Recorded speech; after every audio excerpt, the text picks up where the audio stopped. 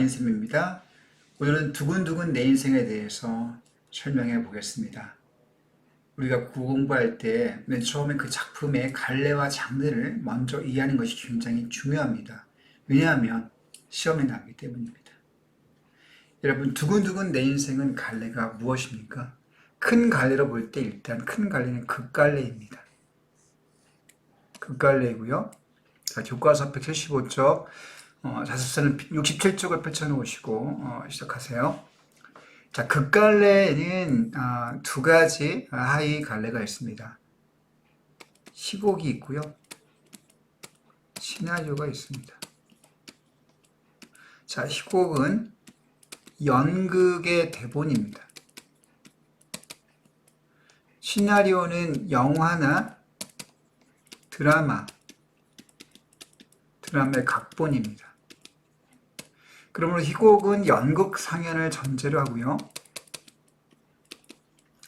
시나리오는 영화나 드라마의 상연을 전제로 합니다. 영화 상영을 전제로. 자, 그래서 우리가 극갈래의 기본적 특성이 어떤 것인가를 우선 염두에 두고 시작을 해야 되겠습니다. 그리고 극갈래와 연관해서 비교가 되는 것이 우리가 앞단원에서 종탑 아래에서라는 어떤 갈래죠? 서사갈래였죠, 서사갈래. 서사갈래 속에 현대 소설, 그 갈래와의 공통점과 차이점을 이것의 공차를 반드시 정리해 둬야 되겠습니다. 왜냐고요? 문제 나오니까요. 자, 우선 극갈래의 기본적인 특성이 어떤 것이 있는지 먼저 한번 정리하고 들어가겠습니다. 자, 여러분, 기본적으로 극갈래의 특성, 우선 오른쪽에 빈칸을 좀 잡아볼게요, 여러분들. 잠깐만요. 빈칸에 필기를 좀 미리 해 놓았습니다. 천천히 좀 심호흡하시고 필기를 좀 많긴 하지만 천천히 따라해 주세요. 자, 우선 서사갈래와 극갈래의 특징이라고 적으세요. 극갈래 특징이라고 적고요. 자, 극갈래 특징입니다. 자, 극갈래는 희곡과 시나리오 두 개가 있다고 했죠. 자, 이 두 개의 특징을 먼저 1번과 2번에 먼저 선생님이 그 공통점을 가지고 설명해 놓았습니다. 제일 중요한 거는 서술자가 없다는 거예요. 서술자가 없습니다. 서술자의 개입이 없이 인물이 직접적으로 뭘 통해서? 대화와 행동을 통해서 관객에게 전달합니다. 그죠? 자, 우리가 이것을 서사갈래, 즉 소설갈래와의 차이점을 가지고 생각해 봅시다. 소설은 종탑 아래에서 같은 경우 서술자이자 등장인물이 나가 있죠. 서술자 나가 있습니다. 서술자의 개입이 있어야지만 독자에게 사건의 전달이 가능하죠. 그러나 극갈래는 서술자가 필요 없고요. 인물이 직접적으로 행동과 대화를 통해서 관객에게 전달합니다. 그렇죠? 자, 두 번째 특징으로 극갈래, 시나리오와 희곡은 항상 무대 위에서나 영화 속의 장면에서 현재형으로 사건이 제시가 됩니다. 과거형은 없습니다. 회상을 할 때도 그 회상의 사건 역시 현재형 시점으로 제시가 되는 거죠. 자, 또한 갈등 중심의 그런 장르가 되겠습니다. 자, 이게 극갈래의 기본적인 두 가지 특징이라고 할 수 있겠네요. 자, 이제 3번과 4번, 5번, 6번은요. 시나리오만이 가지고 있는 희곡이 아닌 시나리오만이 가지고 있는 특징이 되겠습니다. 우선 시나리오는 시간과 공간의 제약이 적습니다. 뭐에 비해서요? 희곡에 비해 볼 때. 왜냐하면 전쟁 장면 같은 경우 수만 명의 군사들이 벌판에 진을 치고 서로 일단 맞짱을 뜨고 있습니다. 그럴 때 어떤 CG를 통해서 엄청나게 등장인물을 많이 만들어낼 수 있죠. 장면 전환이 자유롭습니다. 그리고 시간과 공간의 제약이 적고요. 그리고 등장인물 수도 얼마든지 만들 수 있습니다. 희곡에 비해서. 자, 그럼 여러분, 시공과 시간 공간의 제약과 등장인물 수의 제약이 가장 적은 것은 무엇일까요? 자, 이런 시공의 제약, 등장인물의 제약이 가장 적은 것은요, 바로 서사갈래가 되겠습니다. 왜냐하면 소설 같은 데에서 뭐 예컨대 판타지를 할 수도 있고 얼마나 문장을 쓸 수 있으니까 뭐 갑자기 지구가 반쪽이 나고 막 우주에서 막 블랙홀에서 시간 이동이 있고 이런 것도 얼마든지 소설에서는 쉽게 쓸 수 있는 거 아닙니까? 자, 시공과 등장인물의 차이 가장 적은 것은 뭐다? 시나리오가 아니고 서사갈래이다. 자, 그 다음으로 적은 것은 시곡이 되겠고요. 자, 그 차이 그런 제약이 가장 큰 것은 시곡이 되겠습니다. 시곡. 왜냐하면 시곡은 연극으로 사용될 때 무대 위에서 이루어지는데 무대 위에서 어떻게 세트가 있어야 되고 막 그 세트를 치워야 되고 세팅해야 되고 이런 제약이 무대 공간에 좁은 공간에 제약이 있기 때문에 제일 제약이 큰 것은 희곡이 되는 거죠. 자, 그 다음에 5번 시나리오는 영화 상영의 전제로 쓰여진 각본이기 때문에 추상적이면 안 되고요. 항상 구체적이어야 되고 객관적인 어떤 서술이 되어야 합니다. 자, 그리고 특수용어를 사용하죠. 뭐 장면 전환이라든가 뭐 인서트, 오버랩, 그 다음에 몽타주 등등의 다양한 특수용어를 사용하고요. 다양한 기술을 사용합니다. 자, 여기까지 갈래에 대한 특징들을 한번 정리해 봤습니다. 굉장히 중요한 부분이기 때문에 여러분들이 이것들을 놓치면 안 되겠습니다. 문제 나올 각이라는 거 여러분들 기억해 두시고요. 자, 그럼 본문으로 들어가 제목을 먼저 봐야 되겠죠. 제목이 두근두근 내 인생이라고 되어 있습니다. 여러분 두근두근이란 말 어떤 뜻입니까? 의태어네 기본적으로 의태어이고요. 두근두근은 당연히 기대감과 어떤 설렘, 흥분을 나타내는 단어이죠. 그렇다면 두근두근한 어떤 그런 기대감과 설렘의 주체, 여기 여러분 내라는 말에 동그라미 한번 쳐보세요. 내가 1인칭인데 여기서는 한 명 아름이만을 가리키는 게 아니고요. 그 아버지, 엄마, 그 부모인 대수와 미라도 가리키는 이중적 의미를 지니고 있습니다. 자, 두근두근한 내 인생의 첫 번째 아름으로 본다면 우리가 이 시나리오에서 서화라고 하는 동갑내기 여자아이와 이메일을 통해서 서로 사귀죠. 자, 이메일을 통한 어떤 교제, 그 교제에 대한 어떤 기대와 설렘, 그 흥분 같은 것들, 그런 청춘의 어떤 삶의 아름다움을 이 제목을 통해서 우리가 추측해 볼 수 있고요. 또 대수와 미라로 본다면 내를 대수와 미라로 본다면 이 두 남녀는 무려 17세 때 만나서 결혼하게 되죠. 그래서 아름을 낳게 됩니다. 그러니까 17세에 만나서 젊은 청춘의 때 만나서 그 얼마나 설렘과 기대가 있었겠습니까? 그래서 일찍 결혼해서 아름을 낳은 거 아닙니까? 그런 대수와 미라의 그 청춘의 그 연애 시절의 설렘과 기대, 그 삶의 아름다움을 자, 두근두근 내 인생이라는 제목을 통해서 담아두고 있는 거죠. 자, 이제 우리가 제목을 살펴보았으니 작품의 전반적인 흐름을 살펴보기 전에 우리가 이 극갈래 시나리오에서 우리가 주목할 첫 번째 포인트는 뭡니까? 역시 등장인물이 되겠습니다. 그 인물의 특징과 그 캐릭터를 좀 살펴보고 나서 들어가야 되겠네요. 자, 밑으로 가볼게요. 자, 일단 등장인물 첫 번째 아름이 나옵니다. 아름. 자, 아름 16세 남자 선천성 조로증 환자. 이런 조로증이 뭔지 알죠? 젊은 나이에 늙어가는 겁니다. 그래서 외면상으로는 80세 정도의 그 외모를 갖고 있고요. 그 아버지 대수와 엄마 미라는 33세, 그러니까 17세에 결혼했으니까 딱 나이가 맞죠? 젊은 아빠, 늙은 자녀입니다. 자, 그런 이제 관계로 나와 있다는 거 우리가 우선 체크를 해두고 시작을 해야 되겠네요. 자, 그러니까 그 노년의 외모를 가진 아들, 그리고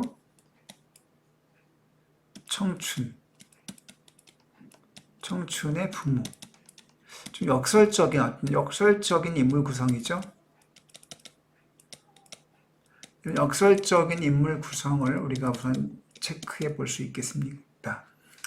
그래서 여기 잠깐 특징을 봐서 메모해 보세요. 청춘과 노년의 삶을 동시적으로 보여주는 아이러니한 서사 구조를 갖고 있다. 엄마가 청춘의 나이고 아들은 졸업 중에 걸려 노년의 삶을 살아가는 이러한 역설적인 아이러니한 구조를 갖고 있고요. 이걸 통해서 아프지만 그래도 아름다운 청춘의 의미와 인생의 의미를 돌아보게 합니다. 자, 그런 것도 체크해 주시고요. 그 다음 두 번째는, 자, 이 희귀병을 다루면서 그 죽어가는 아이의 삶을 다룬 거 아닙니까? 자, 그런 조금 특이하고도, 흔하지 않은 어떤 케이스인데, 그러면서도 무겁지 않게 경쾌하고 따뜻하게 분위기를 이끌어 나갑니다. 자, 그런 점에서 특징이 있게 있고요.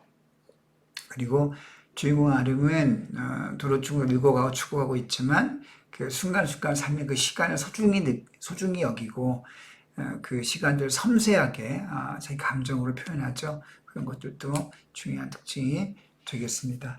자, 밑에 본문 가볼게요. 자, 여기 앞부분에 줄거리가 소개되고 있습니다. 자, 여기 실제 나이 16세, 신체 나이는 80세 넘은 아이들. 그리고 젊은 부모, 대수와 미라. 자, 설명할 필요 없네요. 대수는 택시 운전하고 있고, 미라는 세탁 공장에서 열심히 일하지만, 실업비를 내기엔 턱없이 부족해서요. 그래서 실업이 마련차 TV 방송에 출연을 하게 됩니다. 그래서 이 아름이에 대한 어떤 이야기가 시청자에게 알려지게 되죠. 형편이 녹록지 않습니다. 그래서 이런 인물 구성을 볼 때 여기 한 번 더 확인해 볼게요. 어린 부모와 늙은 자식의 청춘과 삶에 대한 성찰 이야기라고 볼 수 있겠습니다. 자, 첫 번째 이 교과서에 실려있는 시나리오의 첫 번째 부분은요, 장면 16이라고 되어 있네요. 자, 원래는 장면 1부터 시작을 하겠죠. 그런데 교과서에 실려있는 부분은 발단 부분의 앞부분에 실려 있습니다. 자, 우리가 이걸 시나리오 키워드는 장면 번호, scene number라고 하고요. S샵이라고 합니다. 시나리오의 기본적인 단위는요, 장면입니다. 암기해 두셔야 돼요. 시나리오의 기본 단위는 장면이고, 시곡의 기본 단위는 막과 장입니다. 시나리오는 장면인데요. 장면 아래쪽에 또 컷이 있습니다. 자, 컷 몇 개가, 컷 한 개가 장면이 되기도 하고, 컷 두세 개가 모여서 장면이 되기도 합니다. 여기 지문 해설이 나와 있네요. 자, 모자와 선글라스로 가린 그 아름이가 등장합니다. 자, 모자와 선글라스를 쓰고 있다는 얘기는 어떤 걸 우리가 여기서 알아볼 수 있나요? 여기서 자, 아름이가 타인의 시선을 피하고 싶어 한다는 사실을 알 수 있네요.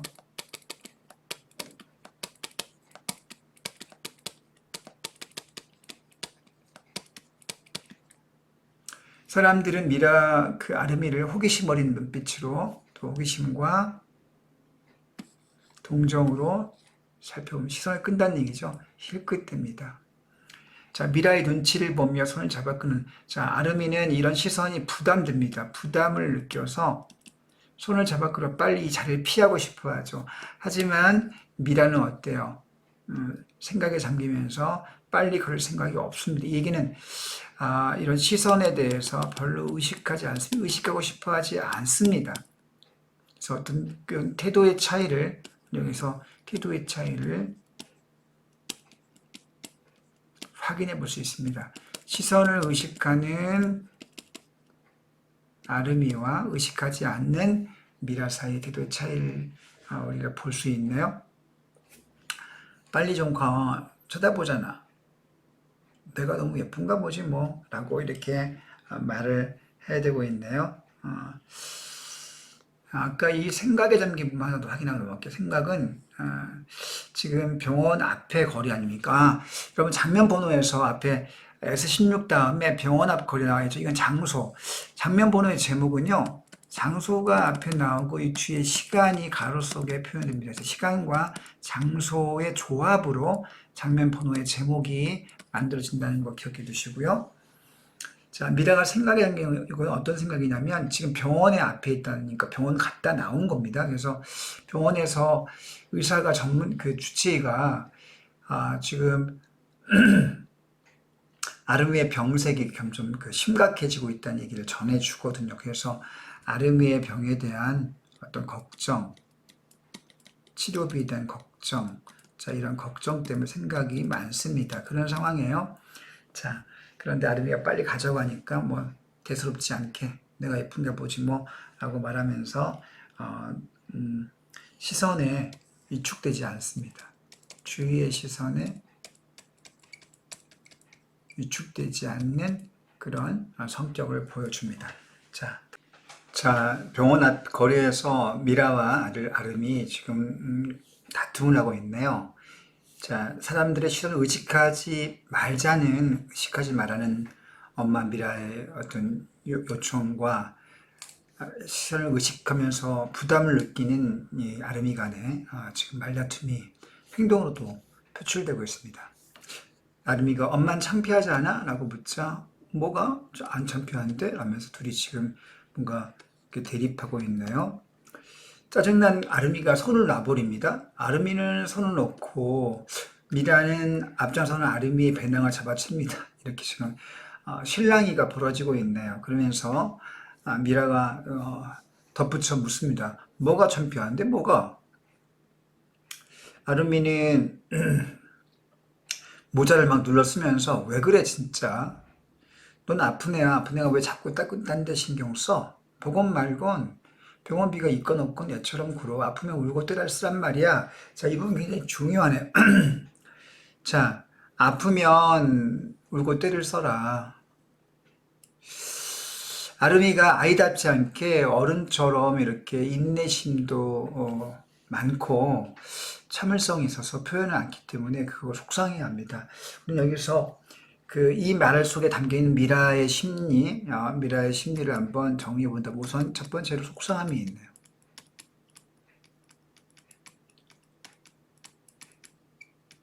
뭐에 대해 속상해 합니까? 아들이 그 사람들 시선을 의식함에 대한 속상함이 있고요. 두 번째로 죄책감도 있습니다. 자, 뭐에 대한 죄책감이냐면 아들이 이런 병을 앓게 되는 것에 대해서 부모로서 또 책임이 있는 것 같은 느낌이 드는 거죠. 자, 이런 불치병, 자, 병에 대한 책임감, 병이 든 것에 대한 어떤 그런 책임감을 느낍니다. 죄책감을 들죠. 차라리 울어라 이렇게 얘기합니다. 자, 그러자 아름이가 애처럼 안 보이니까 그렇지 늙어 보이는 때문에 신경을 쓴다는 거죠. 미라가 선글라스를 벗기며 연예인도 아니면서 이런 걸 쓰고 다니니까 사람들이 쳐다보지 라고 한번 얘기합니다. 점점 갈등이 좀 커지고 있습니다. 가슴이 답답한 미라 한숨까지 내쉽니다.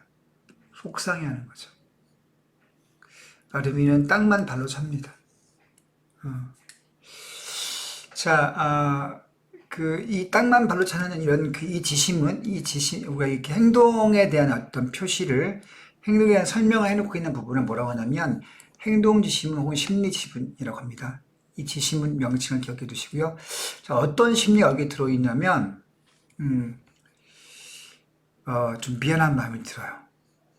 엄마가 이제 자기를 위해서 이렇게 나름 희생하고 애를 쓰고 있는데 자신의 마음을 다스리지 못해서 엄마에게 뭔가 좀 부담을 주는 것 같은 그런 착한 성격이죠. 그래서 자기가 한 말 때문에 엄마가 속상하게 되니까 미안하고 후회스러운 심리, 여기서 미안하고 후회스러운 심리가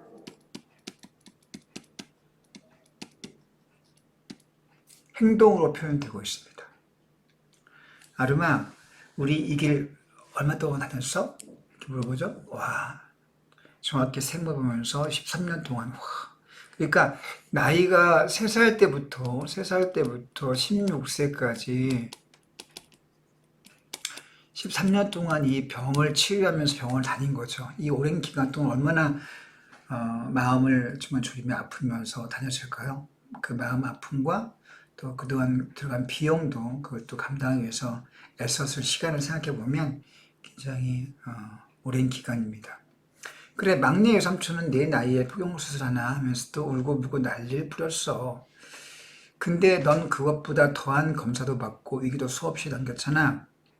자, 그러면서 너는 당당할 필요가 있다. 응? 너는 포경수술하며 울고불고 난리친 삼촌에 비하면 너는 굉장히 당당하다. 너는 당당할 필요가 있다. 칭찬받아 마땅하다. 자신감을 잃지 말라. 자, 그런 그 태도를 우리 여기서 느낄 수 있습니다. 자, 미라의 태도, 긍정적이다, 당당하다, 또 자식을 위해서 사랑하는 태도를 느낄 수 있다. 용기를 주려고 하는 그런 미라의 성격에 대해서 발표해 주세요. 굉장히 중요한 내용으로 기억해 둬야 되겠습니다. 여기서 그 아름이의 이제 그 반응이 나옵니다. 여기서 대들거나 앞에 갈등을 막 벌이는 장면에서는 대들거나 말대꾸하죠. 그런데 엄마 미라의 이 말을 듣는 순간 너무 착한 우리 아름이 응이라고 엄마의 말을 수용합니다. 그거 아무거나 할 수 없는 거야. 넌 정말 대단한 일을 하고 있는 거야. 그러니까 당당하게 브란드시 걸어도 돼. 알았지? 자, 수용하죠? 자, 여기서 어떻게 됩니까? 여기서 갈등의 해소가 이루어진다는 거. 앞에 부분에서 갈등이 나오죠. 이 부분부터 갈등이 촉발되어 갈등이 점점 커지다가 여기서 어떤 대사에서 자, 이 부분에서 갈등 해소가 되는 거죠. 자, 아름이의 손을 잡는 미라 사람들의 시선을 아랑곳 진짜 해소가 됐기 때문에 그 해소된 그 심리를 행동으로 손을 다시 잡고 그 다음에 시선을 아랑곳하지 않고 당당히 걷습니다. 자, 미라. 자, 미라 성격이 나오네요. 자, 여러분들 그 여기 밑에 부분에 이런 내용이 나와 있는 거 잠깐 봅시다.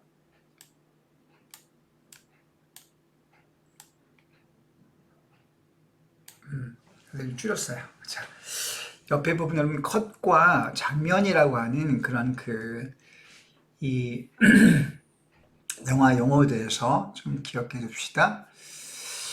카메라가 한 번의 연속 촬영으로 찍은 장면. 그럼 컷은 그 카메라를 let it go 해서 탓하면 한 번에 그 컷, 그러니까 오프 카메라 스위치를 끄지 않은 상태에서 한 번에 찍는 한 번의 연속 촬영을 찍은 장면을 컷이라고 하고요. 이것을 숏이라고 합니다. 숏. 자, 그 다음에 이런 컷을 한 개이거나 뭐 컷이 두세 개에서 뭐 10개 될 수 있습니다. 아무튼 자, 컷이 만나서 하나의 장면을 이룹니다. 주의할 건요. 최소 단위가 장면이고 장면 속에 컷이 들어있다는 점 그걸 기억해 둬야 되겠는데요. 자, 영화 최소 단위는 장면입니다. 하나 또는 여러 개의 컷이 하나 또는 여러 개의 컷으로 구성이 되고요. S 넘버로 이루어집니다.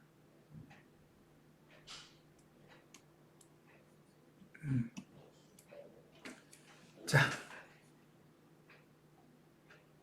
장면이 바뀝니다. 아르미의 방이고요. 이제 병원 앞에 거리에서 집에 돌아온 거죠. 아르미의 방에 와서 납부 다시 전까지 시간입니다. 자, 글을 쓰던 아르미가 갑자기 얼굴이 일그러집니다. 왜 그럴까요? 지금 병이 깊어지고 있네요. 심장의 통증이 느껴집니다. 아버지 대수가 눈치챌까봐 몰래 방문을 잠그고 닫습니다. 자, 부모의 걱정을 끼치지 않으려고 하는 사려 깊은 성품 기본을 체크해 두시고요. 자, 그리고 내색하지 않습니다. 혼자 견딥니다. 어른스럽죠? 사려 깊고 어른스럽고 참을성이 많은 성격이라는 거 알 수 있습니다. 자, 그렇게 고통 속에 괴로워하다가 약을 먹고 취해서요. 진통제를 먹고 취해서 까무룩 잠이 듭니다. 참 착한 아이네요. 안타깝습니다. 자, 그러면서 이 장면 안에서 하나의 컷이 또 끊깁니다. 컷2. 여러분, 컷2라는 장면 기호는 어떤 기능을 하냐면요. 자, 컷이 바뀝니다.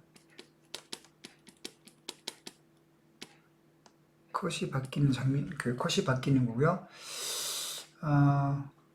한 장면에서 다음 장면으로 바뀌는 겁니다. 그 카메라 촬영의 어떤 그 앵글이 바뀌는 거죠. 자, 그러면서 지금 낮 시간인데 시간이 경과했습니다. 아마 해질녘 저녁 무렵이 됐겠죠. 바닥에 엎드린 채 잠든 아르미의 주름진 손가락, 뭐 80세 정도의 신체 나이가 됐으니까 당연하겠죠. 어느새 불구슬에 희미해진 햇살, 시간이 그만큼 흘러갔습니다. 작은 창으로 그 전문 무렵에 햇빛이 들어오네요. 그때 띵 하고 전자우편 소리가 들립니다. 잠에서 깨는 아름이. 접속해 보니까 편지하면 편지 한 통이 와 있습니다. 자, 처음 보는 이 편지는 처음 본 편지예요. 그 보낸 사람 이름이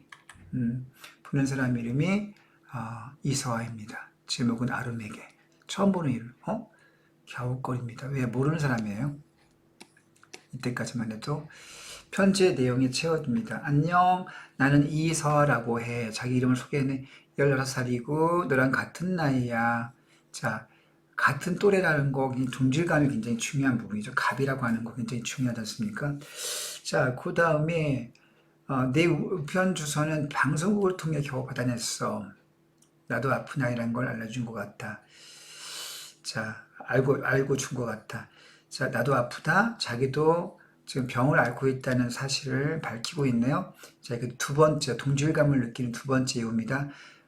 첫 번째 이유는 같은 나이가 같다는 거. 그 다음에 같은 병을 앓고 있는 환자라는 점. 자, 이게 동질감의 이유가 되겠죠. 물론 아름이 너만큼은 아니겠지만 1분이 영원처럼 느껴지는 시간. 자, 1분이라는 시간이 영원처럼 길게 느껴진다. 그만큼 아플 때 극도의 고통스러운 시간을 얘기해주고 있네요. 나도 알고 있다. 자, 이 아픔의 고통에 대해서도 똑같이 알고 있다. 이것도 동질감을 느끼는 세 가지 요소가 있습니다. 나이가 같고 병을 앓고 있고 그 다음에 그 병을 앓을 때 그 아픔의 그 고통을 알고 있다. 자, 이런 편지가 옵니다. 깜짝 놀랄만한 내용이네요. 자, 이서하 그때부터 두근두근 가슴이 뛰고 목이 바짝바짝 하면서 온몸 열기가 느껴지는 그런 상황입니다. 자, 뭐라 할까요? 설렘? 기대감? 설렘, 흥분, 기대, 이성에 대한 관심, 호기심, 자, 이런 복합적인 심리들이 한꺼번에 몰려들면서 가슴이 뛰는 거죠. 자, 여러분, 그 시나리오 용어를 잠깐 보고 넘어갈게요. 앞에 보면 올라가 보겠습니다.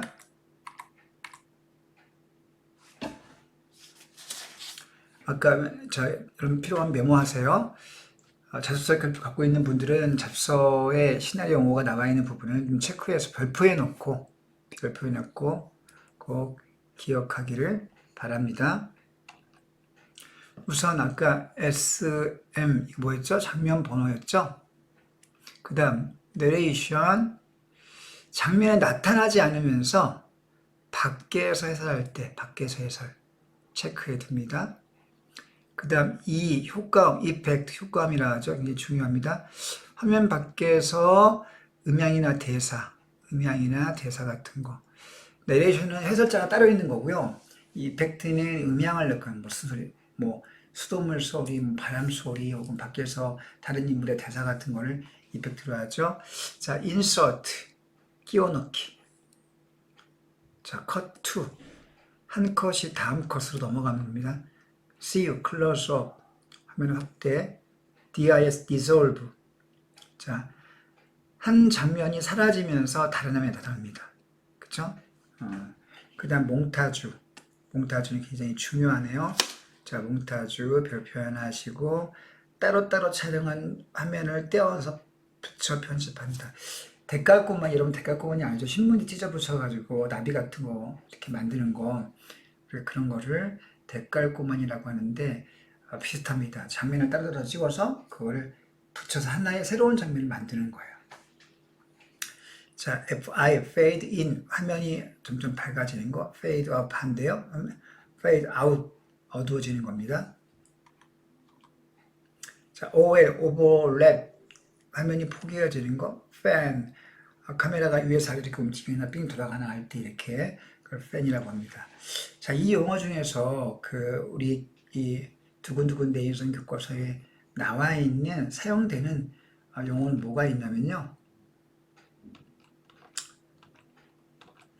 자, 여기 몽타주 있고 몽타주 발표 2개 할게요.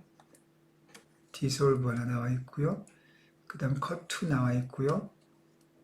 그 다음에 위로 올라가야 돼. 인서트 나와 있고요. 이펙트 나와 있고 꽤 많이 나와 있네. 이런 것들이 나와 있습니다. 자, 발표하시고 참고하시고 체크해 두기 바랍니다. 자, 뜬금없이 갑자기 나타난 이서아라는 그 여자아이의 이메일, 엄청난 충격적인 사건이죠. 친구가 되고 싶다, 될 수 있다고 하니 얼마나 가슴이 뛰었겠습니까? 자, 이제 그 이메일 편지를 받고 난 다음에 이 아르미의 머릿속에 온통 그 여자아이의 목소리로 가득 차게 되는 거죠. 충분히 이해할 수 있습니다. 자, 환청이 들립니다. 환청이 들릴 정도로 온통 집중이 되죠. 처음에 환청이, 그럼 이 소리는 어떻게 해요? 이 소리는 장면의 바깥에서 그 귀여운 말투로, 농염한 말투로 들리겠죠. 이건 시나리오 용어로 뭐로 표현되겠습니까? 이펙트의 이가 되겠죠. 체크입니다. 효과음으로 들리게 되는 거죠. 자, 귀여운 말투로 안녕, 나는 이서아라고 해. 나랑 같은 나이야. 자, 그러다가 와, 컷2, 이번에는 이제 이게 어디에, 책상 앞에 앉아있는 상태에서 환청 소리를 들어요. 첫 번째 귀여운 말투입니다. 1번. 자, 두 번째 컷2가 되고 컷2. 자, 컷이 바뀌는 거죠. 책상 앞에서 이번엔 어디로 바뀝니까? 컷2는 침대에 누워있는 아름이로. 자, 시간은 밤이 됐죠. 앞에는 낮 시간이고 이제 시간은 밤이 됐습니다. 자, 역시 서아의 목소리가 들립니다. 다시 소리, 이펙트죠. 이번엔 농염한 말도 밤에 약간 안녕 이런 식으로 약간 섹시한 목소리로 그렇게 너랑 같은 너요 이렇게 이제 나옵니다. 자, 침대에서 벌떡 일어나죠. 다크서클이 내려와 올 만큼 그 잠을 이루지 못하고 집중합니다. 자, 이렇게 한 장면 안에서 벌써 책상 앞에서 침대에 컷이 2개 바뀌었네요. 컷이 2개 바뀌었습니다. 자, 또 한 번 컷2가 되고요. 그 다음에 이제 아름이가 잠을 이루지 못하고 밤에 침대에 누워있다가 집 앞 골목으로 침대에 누워있다 컷2 되면서 집 앞 골목길로 장소가 또 바뀝니다. 역시 환청이 들리죠? 소리 이펙트. 그러면서 이번엔 청순한 말투로 안녕, 나는 이사라고 해. 너랑 같은 나이야. 뭐 이렇게 나옵니다. 자, 아무튼 이렇게 서아의 인사말이 장소도 바뀌고 분위기도 바꿔서 계속해서 맴도는 그런 상황으로 연출이 되고 있습니다. 자, 이펙트와 컷2로 그렇게 장면이 구성이 되고 있습니다. 아시겠죠? 자, 환청이 계속 들리는 이유는 뭐냐? 같은 또래의 소녀가 편지를 보내왔기 때문에 처음 있는 사건인 거죠. 여러분, 여자아이로부터 남학생이 친구가 되고 싶다고 편지를 받았다면 얼마나 그게 가슴이 설레는 일입니까? 호기심과 궁금증 때문에 다른 일을 할 수 없는 상황이 됩니다. 자, 이제 중간 부분 장면이 이제 아까 여기가 17번이었죠. 18번. 장면이 앞에 여기까지가 18번이었습니다. 이제 가운데가 훅 건너뛰고 다음 장면은 45번 장면으로 이제 건너뛰거든요. 중략이 됐기 때문에 중략 부분의 줄거리 나와야 되겠습니다. 자, 그 사이에 뭐 예측했던 대로 조로증 걸린 아르미는 병세가 점점 악화됩니다. 그리고 입원까지 하게 되죠. 자, 그렇지만 그 사이에 서와 전자우편을 주고받으면서 가까워집니다. 친밀해집니다. 그리고 TV 방송 연출자가 PD가 그 방송 후속편을 찍자고 제안하자 아르미는 느끼진 않았지만 부모님을 위해 출연을 결정하고요. 그때 연출자가 아르미에게서 서아의 이야기를 듣습니다. 이야기를 듣고 사연을 방송에 소개하자고 그렇게 제안을 하죠. 아르미 이를 수락합니다. 자, 병원 옥상입니다. 서아에게 편지를 쓰고 있는 아르미, 유난히 더 망설입니다. 왜 망설일까요? 그 망설임의 내용은 편지의 내용으로 나옵니다. 자, 그 편지는 화면으로 보여준 게 아니라 화면으로 보여주면서요.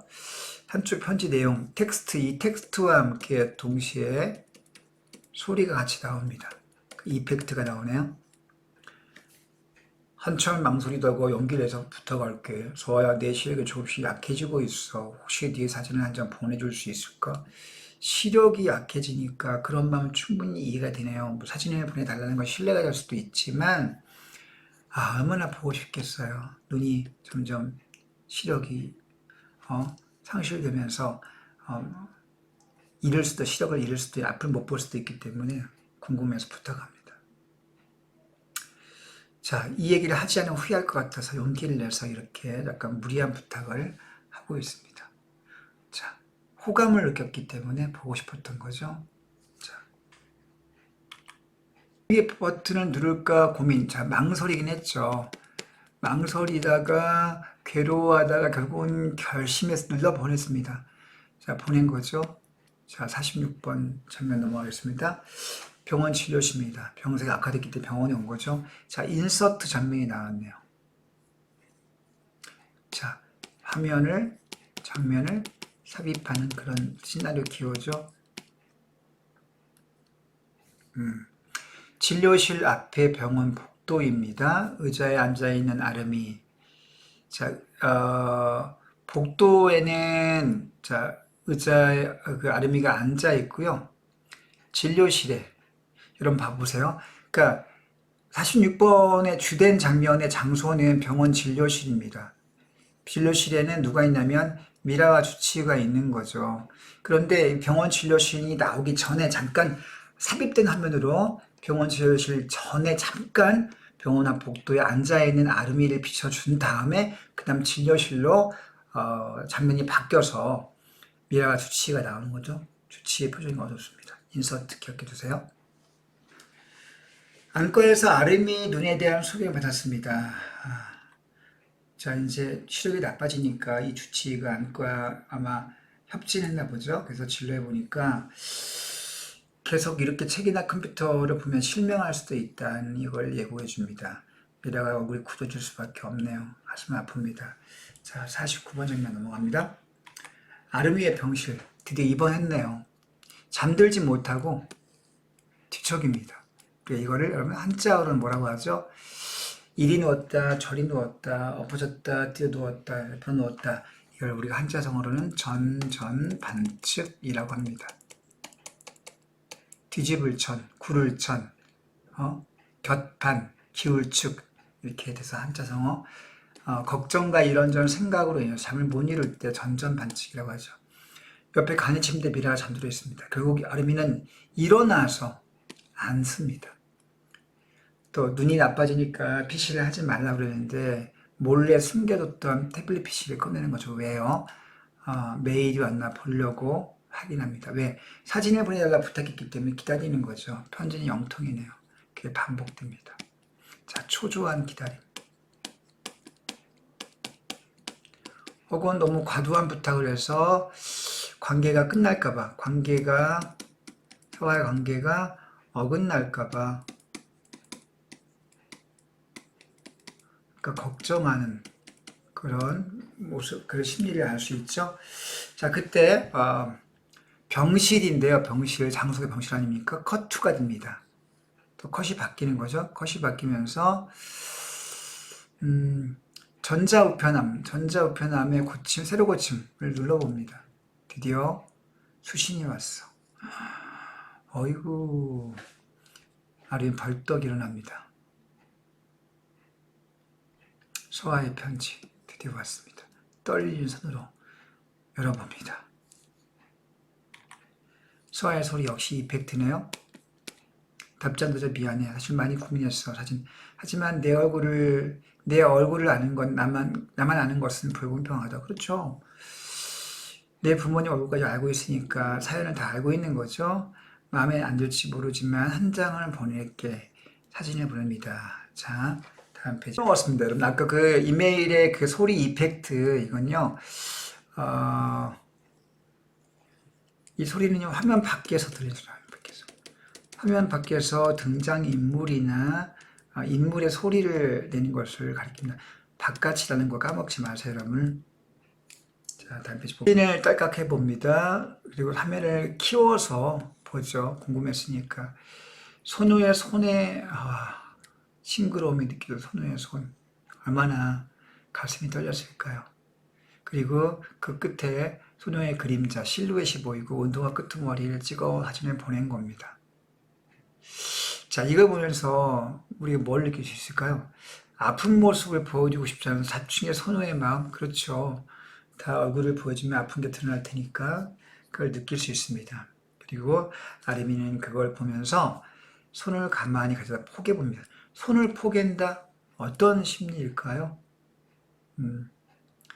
자, 설렘과 함께 마음의 공감, 그래. 아픈 얼굴에 보여주면 공감하죠. 자기도 얼굴을 숨기고 싶고 사람들의 시선을 피하고 싶었기 때문에 그런 마음을 충분히 공감합니다. 주의할 점은요. 손만 그렸을 때 여기서 예컨대 왜 얼굴을 보여달라고 그랬는데 얼굴을 안 보여주고 손만 보여주냐. 여기에 대해서 실망감을 느꼈다. 자, 이렇게 생각할 수도 있지만 이거는 아닙니다. 실망감이 아니고요. 그 이유로 공감해 준다고 하는 점 우리가 기억해 둬야 되겠습니다. 체크해 주세요. 자, 그 다음 장면 보겠습니다. 자, 그리고 갑자기 병실에 있던 그 장면이, 자, 다음 장면에서 앞에 49번 장면은 병실인데 50번 장면이 바로 장소가 어디로 바뀝니까? 자, 숲속의 오솔길로 바뀌어요. 그럼 아르미가 갑자기 외출 나가서 뭐 여행 갔습니까? 자, 그렇게 생각할 수 있는데 여기 나옵니다. 이거는 오솔길 아르미의 상상 속의 장면이라는 점. 자, 사진 위로 겹쳐진 두 손이 실제가 되어서, 자, 이것이 실제가 되어서 맞잡은 손이 되고요. 손을 잡고 걷고 있습니다. 소녀가. 자, 아르미와 서아가 숲속의 오솔길을 걷고 있습니다. 순종의 상상인 거죠. 카메라가 점점 뒤로 빠집니다. 그죠? 뒤로 딱 빠집니다. 그거를 이제 슛을 할 때 우리가 카메라가 이렇게 안으로 들어간 거, 슛이 인되는 것도 있고 슛이 아웃되는 거죠. 카메라가 이렇게 뒤로 빠지면서 원경이 드러나, 원경. 자, 근경에서 앞에 잡은 거에서 원경으로 카메라가 아웃됩니다. 자, 벚꽃나무가 우수성한 오솔길을 걷고 있습니다. 잔잔히 음악이 깔립니다. 자, 어떤 음악이 깔릴지 여기에 교과서 날개에 적혀 있습니다. 좀 확인해 볼게요. 어떤 음악을 넣겠습니까? 풋풋하고 설레는 감정을 표현할 수 있는 음악, 달콤한 사랑을 표현할 수 있는 피아노곡, 뭐 이런 거, 이런 잔잔한, 그죠? 잔잔한 어떤 그런 음악이 나와야 되겠죠. 오솔길을 걷는 두 사람. 이런 벚나무가 무성한 오솔길은 어떤 면에서는 생명력, 자, 늙어서 죽어가고 있는 아르미의 어떤 현재 모습과는 어떤 상반된 생명력이 충만한 그런 장면이라 볼 수 있겠네요. 자, 오솔길을 걷고 있습니다. 아르미는 꿈속에 등장했던 소년의 모습을 하고 있습니다. 자, 아르미 역시 아프지 않은 모습에 아이로 나오고 있네요. 그리고 아름이가 바라본 서아의 모습, 햇빛의 역광으로 비치는 음영에서 또렷하게 모습을 드러냅니다. 청순한 얼굴의 소녀가 얼마나 예쁘겠어요. 환하게 웃고 있습니다. 그때 바람이 불어요. 서아의 긴 머리카락이 크게 흩날립니다. 와, 완전 영화의 한 장면이네요. 청량한 웃음소리가 퍼지고 미소 짓습니다. 환상적인 장면이네요.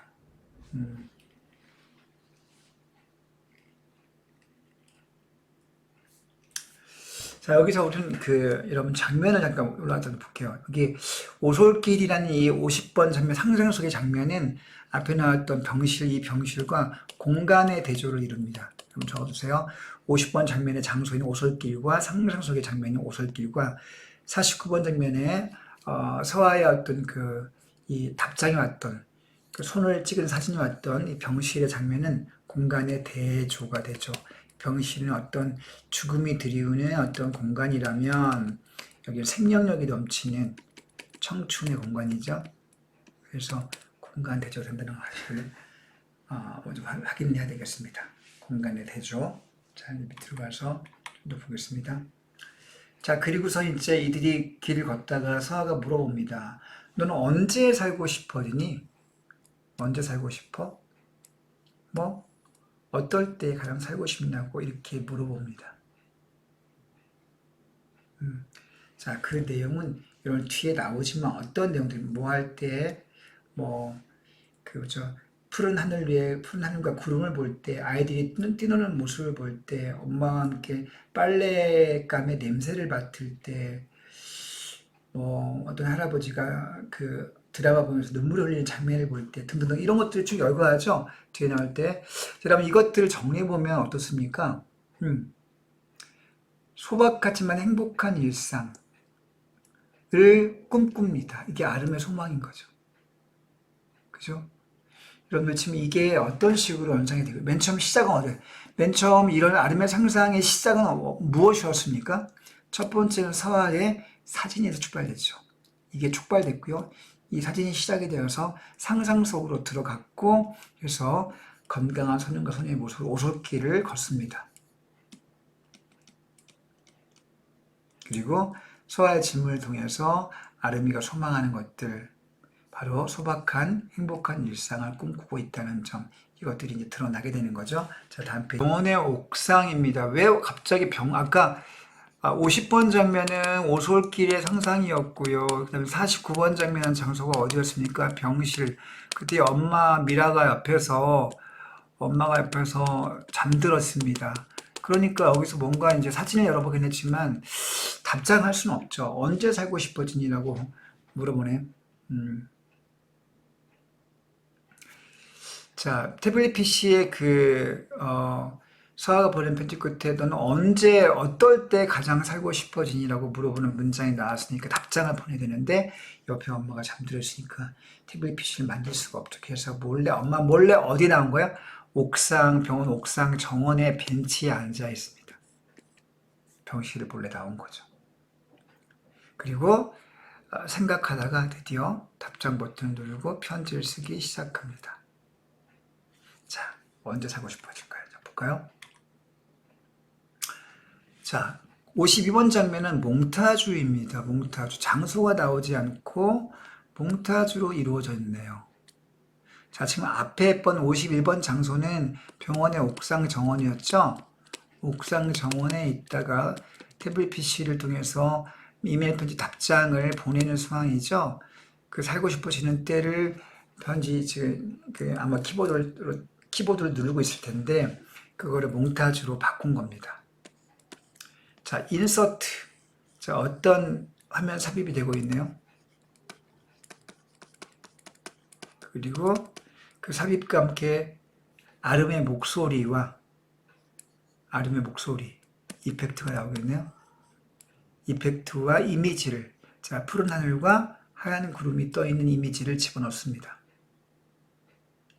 이게 첫 번째 인서트 푸른 하늘과 하얀 구름 이게 첫 번째 장면이죠. 역시 목소리가 겹쳐지면서 자 그러면서 아름의 소리가 나오죠. 밑에 푸른 하늘에 하얀 뭉게구름을 볼 때 나는 가장 살고 싶어져. 자, 두 번째 인서트. 트램펄린 위에서 뛰노는 아이들의 모습, 아이들의 웃음소리.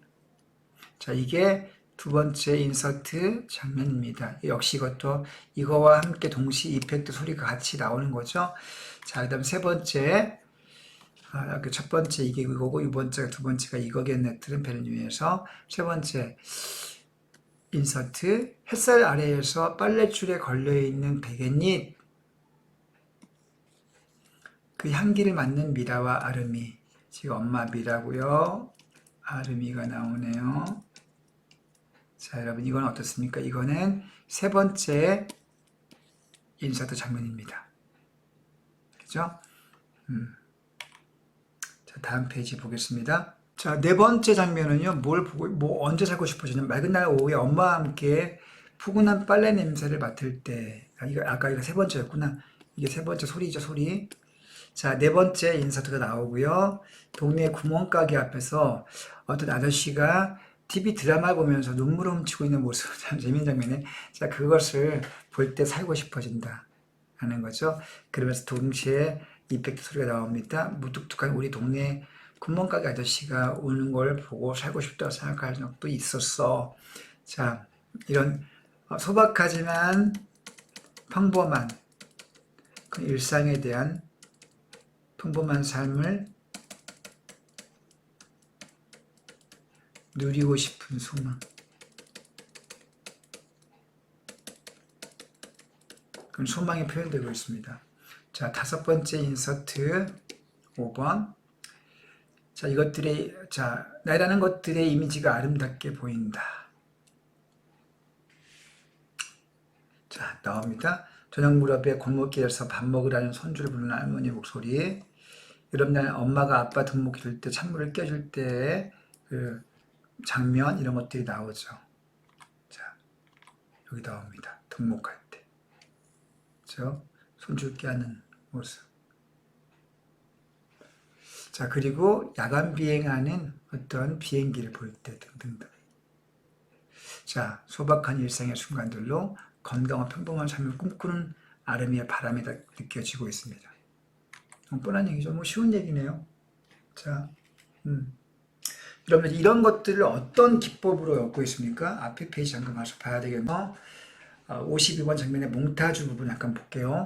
자, 몽타주는 아까 말한 대로, 자, 봅시다. 몽타주는 따로따로 촬영한 화면을 적절하게 떼어 붙여서 하나의 긴밀하고도 새로운 장면을 만드는 것을 가리킵니다. 선생님이 얘기했죠? 100% 문제 나옵니다. 자, 이 몽타주가 어떤 효과가 있습니까? 자, 이거를 아름의 목소리와 함께 이미지로 묶어서 몽타주를 하고 있는데요. 여기 빈칸 나올 가능성이 있겠습니다. 몽타주. 자, 이걸 통해서 어떤 이거 효과를 잠깐 정리해 볼게요. 내용을 구체적으로 느낄 수 있다. 당연하죠. 이미지로 보여주니까 생생하게 느낄 수 있다. 당연하죠. 자, 그리고 일상의 소중함과 아름다움에 대해 생각을 하게 된다. 자, 성찰에 어떤 기능이 있다는 거죠. 자, 잘 기억해 두시기 바랍니다. 다시 가서 뒷부분 내용은 살고 싶어져. 여기 쭉 나오죠. 아빠와 함께 금성을 보면서 야간 비행하는 비행기를 볼 때도 스와이더는 어때? 라고 또 물어봅니다. 자, 이런 걸 통해서 우리는 그 아름이의 생각을 정리해 볼 수 있겠네요. 사소한 것들이 누군가에는 간절한 소망이자 소중한 순간임을 알 수 있고요. 자, 인생의 행복은 멀리 있지 않고 가까운 곳에 있다. 이런 얘기를 해볼 수도 있겠습니다. 자, 아름의 목소리가 점점 작아지면 디졸브가, 여러분 디졸브가 뭡니까? 디졸브. 자, 중요한 용법이네요. 자, 디졸브. 이런 디졸브는 원래 영어 사전 속에는 용해 뭐 이런 뜻이 있습니다. 용해됐다. 녹는 거죠, 녹는 거. 녹는다는 게 뭡니까? 화면이 사라지는 겁니다. 자, 적어볼게요. 한 화면이 사라짐과 동시에 다른 화면이 점차 나타납니다. 나는 것. 자, 한 화면이 녹는 거죠. 한 화면이 사라짐과 동시에 다른 화면이 점차 나타난다. 이게 디졸브가 되겠습니다. 그러니까 아르미 목소리가 작아지기 때문에 목소리도 작아지고 사진의 이미지도 사라지기 때문에 디졸브가 되는 거죠. 자, 이 용어 좀 기억을 해두시고요. 자, 다음 중략 부분 줄 걸 더 보겠습니다. 자, 절정으로 넘어갑니다. 자, 그러면서 한침에 이제 둘이 가까워졌는데 이상하게도 편지가 뜸해집니다. 그러자 아르미는 서아 걱정에 잠을 이룰 수가 없죠. 글쎄, 그가 더 아파진 걸까? 어떻게 된 거지? 걱정이 되죠. 환자였기 때문에. 그 사이 아르미의 병세는 점점 악화되고요. 자, 육체적, 정신적, 심신이 더 힘들어집니다. 그러던 어느 날 연출자와 미라의 대화를 우연히 듣게 됩니다. 지금 방송 촬영 중이기 때문에 연출자가 이제 틈틈이 오겠죠. 찍으러 오겠죠. 그때 그 대화 우연히 듣게 되는데 그 대화 내용이 뭐냐면 서아라는 여자애가 사실은 영화 감독 지망생이고 시나리오를 쓰기 위해서 소녀를 가장해서 자신에게 우편을 보낸 것이다. 오, 엄청 나쁜 놈이네요. 이런 나쁜 놈. 그러니까 서아는 가상에 꾸며진 허구적인 어떤 존재라는 거죠. 즉 사기를 당한 거예요. 사기. 얼마나 가슴이 아플까요? 충격을 받습니다. 나쁜 놈.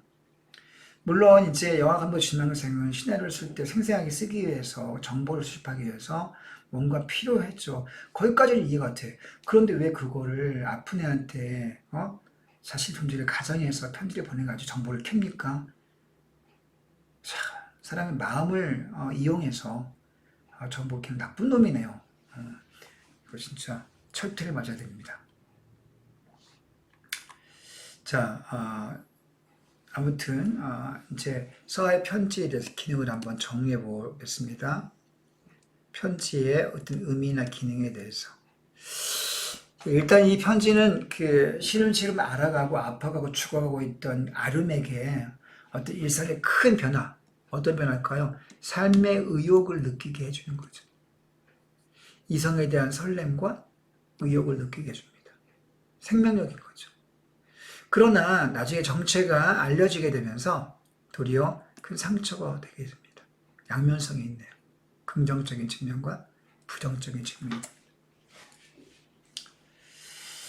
자, 충격 이후의 장면은 절정이니까 어떻게 이제 아르미는 큰일 났습니다. 더 몸도 아파가고 이제 삶의 의욕도 잃고 자 그런 뭐랄까요 힘든 상황이 충분히 예측이 되는데요. 자 59번 장면 봅니다. 자 아르미의 병실입니다. 자 어둠 속에서 요란한 효과음이 들려. 어떤 효과음일까요? 이펙트. 유열이 낭자한 게임 속. 자, 아르미가 게임, 아마도 슈팅 게임, 뭐 슈팅 게임을 하거나, 그죠? 아마 롤 게임 같은 거 하고 있겠죠? 롤 같은 거. 자, 유열이 낭자합니다. 그런 아르미를 걱정스레 바라보는 대수압이라 걱정하고 있죠. 왜? 그 거친 말을 연발해. 왜? 아르미의 심경에 변화가 생겼어요. 어떤 분노감, 상처. 자, 이때 분노는 자신의 운명에 대한 분노도 있고요. 운명에 대한 분노, 서화로 인한 상처. 자, 이런 것들이 복합적으로 들어있습니다. 삶에 또 의욕을 상실했어요. 자포자기 심정이 된 겁니다.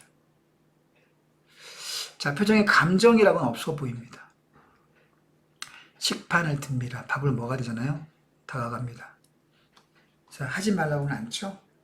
나름 이해가 되기 때문에 밥 먹고 하지. 이따 먹을게요. 약 먹을 시간 지났잖아. 금방 끝나요. 자, 벌써 2시간째 게임을 합니다. 자, 그때 그만하고 얼른 게임기를 뺏으려고 합니다. 자, 말이 거칠게 나오기 시작하네요. 자, 이 게임의 역할 발표합시다. 적어두세요. 자신의 운명에 대한 분노, 그 다음에 서아에게 받은 충격을 표출합니다. 분노와 충격의 심리가 들어있다. 그리고 또 중요하네요. 대수와의 갈등의 표면적 계기가 됩니다. 자, 갈등의 표면적 계기. 표면적 원인은 게임기고요. 게임을 하고 있는 게임에 몰두하는 거, 밥도 안 먹고. 갈등의 근본적 원인은 무엇이겠습니까? 나온 김에 한 번 더 정리를 해봐야 되겠습니다. 근본적 원인은 서아가 실체가 없는, 서아의 실체가 거짓이라는 거죠. 이게 바로 근본적 원인이 되겠네요.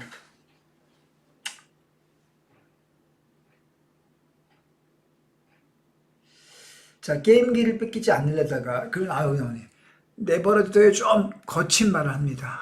반항, 이전과 달리 반항적이어졌습니다. 왜 이렇게 반항이 됐을까요? 한번 나오죠? 충격, 배신감, 분노. 자, 복합적 심리입니다. 써두세요, 써서. 날개 부분의 질문. 자, 서아의 실체에 대한 실망감에 대한 충격, 그 다음에 세상에 대한 배신감, 그 다음에 자신의 운명에 대한 분노. 자, 이런 것들이 복합되어 있는 거죠. 자, 이렇게 옥신각신 신랑일보다 식판을 그만 치고 맙니다. 식판이 떨어졌겠죠? 음식은 다 바닥에 뒹굴고 그때 아르미의 병실을 누가 지나가던 사람이 힐끗 봅니다. 미라가 주섬주섬 음식을 정리하기 시작합니다. 하나 있네. 여기 59번 장면 밑에 지시문, 이 59번 지시문 밑에 페이드인, 효과음이 들려오면서 페이드인 발표봅시다. 페이드인은 어떤 기능을 합니까? 화면이 점점 밝아오는 거죠.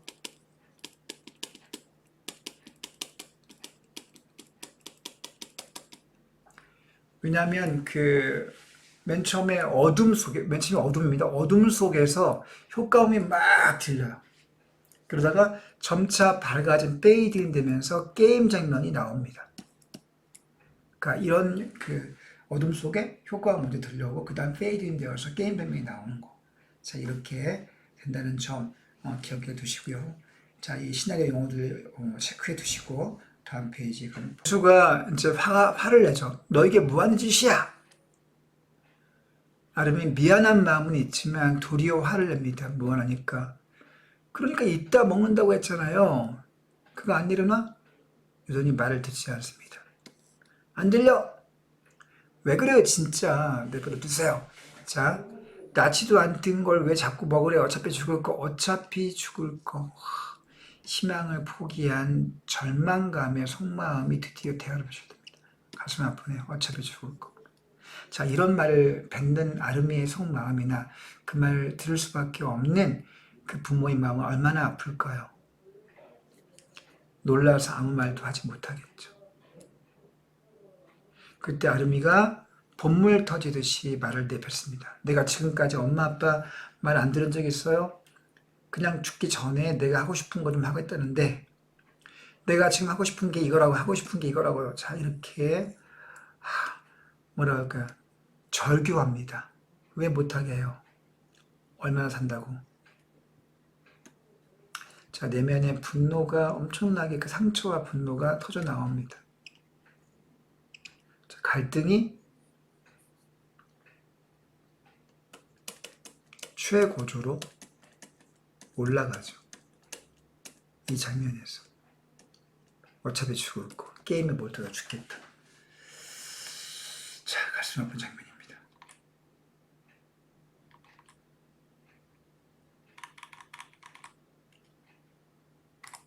자, 그리고서 이제 병원의 비상계단으로 장면이 바뀝니다.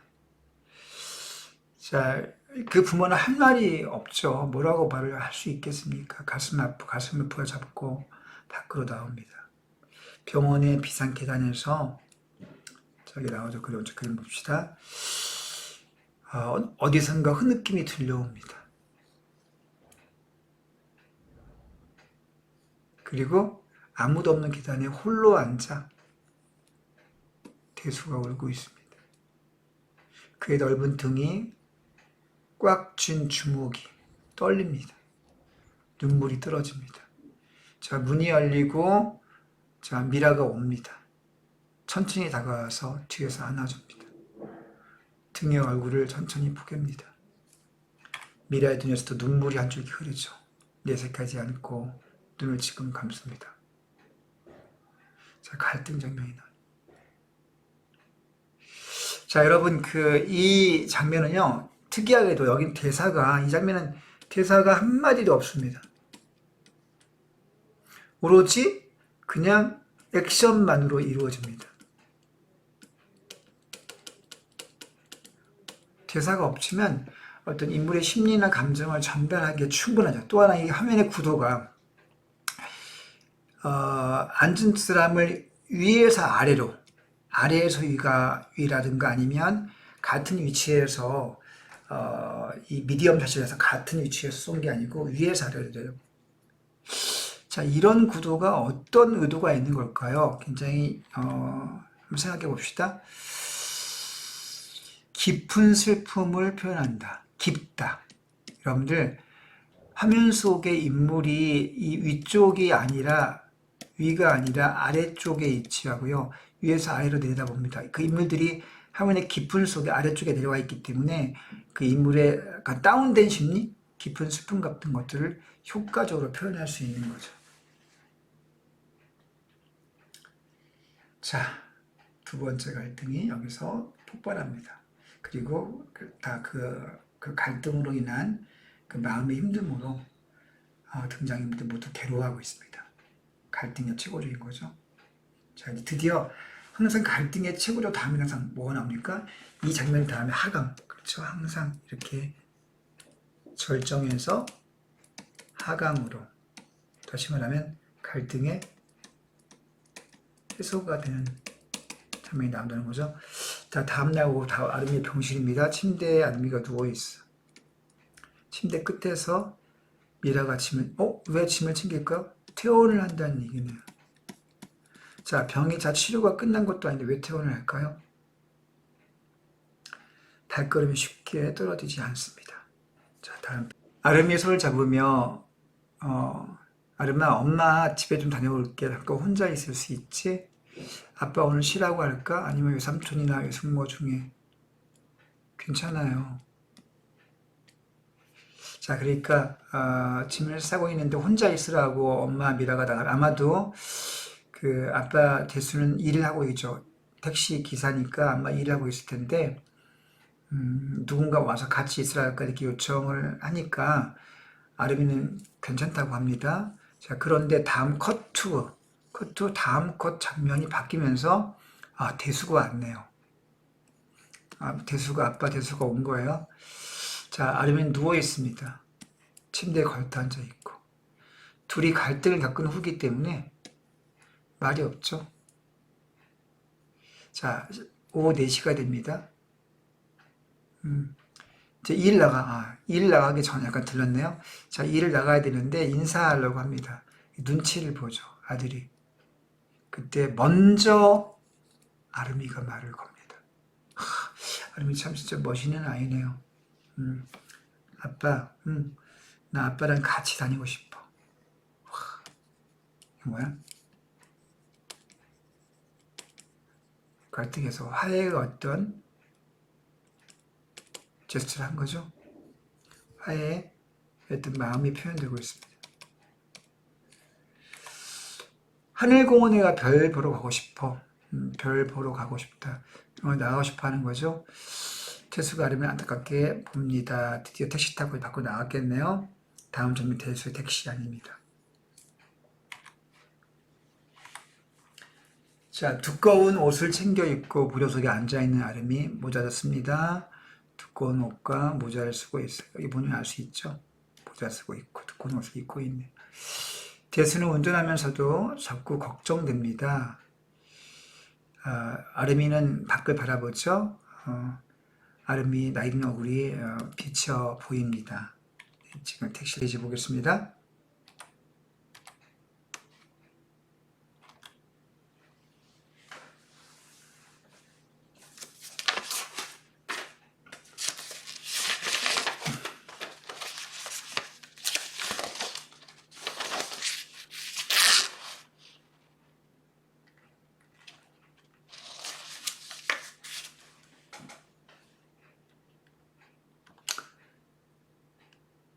자, 키 조작 실수로 약간 끊긴 장면이 있었네요. 이해해 주시기 바랍니다. 자, 다음 페이지에서 내레이션 나오네. 별표가 처음 나왔어요. 그럼 내레이션은 어떤 역할을 합니까? 내레이션은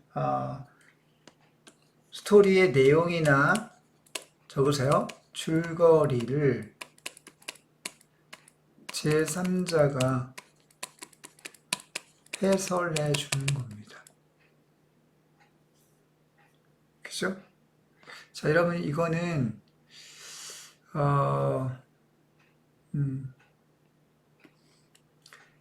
화면에 밖에서 들려온 소리죠.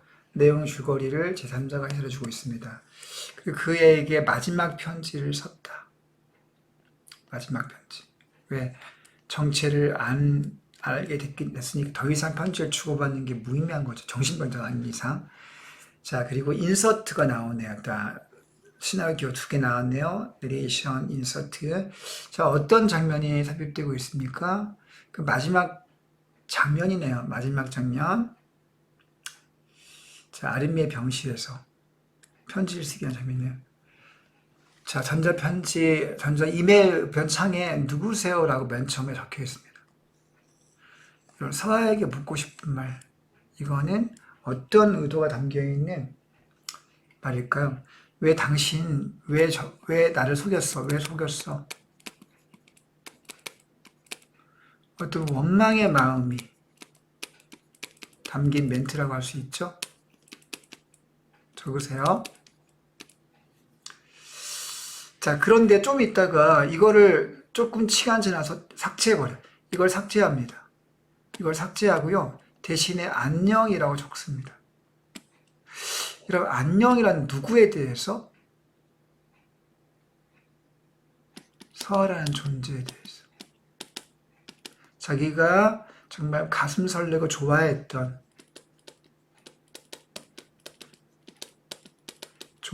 서아라는 여자아이에게 안녕. 여러분, 이때 안녕은 헬로우가 아니고 바이죠. 헬로우가 아니고 바이입니다. 바이바이, 굿바이가 됩니다.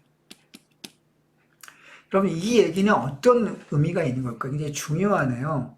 안녕이란 말은 서아의 존재를 끝까지 인정한다는 거. 여러분, 굉장히 중요하네요. 자, 이거 여러분들 현관펜을 하고 해야 되겠다. 서아의 존재를 끝까지 인정하는 겁니다. 서아의 추억을 간직하고 싶은 그런 마음이 표현되고 있는 거예요. 자, 가슴 아픈 일이네요. 자, 다음 장면 보겠습니다. 자, 하늘공원에 가죠, 이제. 하늘공원에 갑니다. 다음 시간에 별 보러 갑니다. 하늘공원에 도착한 대수의 택시에 겨울철에 출입 금지라고 써 있습니다. 그런데 무시하고는 들어가네요. 서둘러 따라갑니다. 아르미가 저 먼저 뛰어가고 있어. 답답함을 분출시키는 행동이네. 뛰어갑니다. 대수가 당황해. 왜? 아픈 아들이 뛰어가니까. 그래서 추격이 시작됩니다.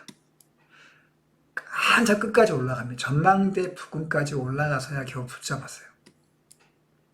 숨을 내쉬고 돌이켜 세워보면 아르미가 숨을 가쁘게 헐떡이며 얼마나 몸이 아프니까 호흡이 딸리죠. 심장도 아픈데 근데 울고 있습니다.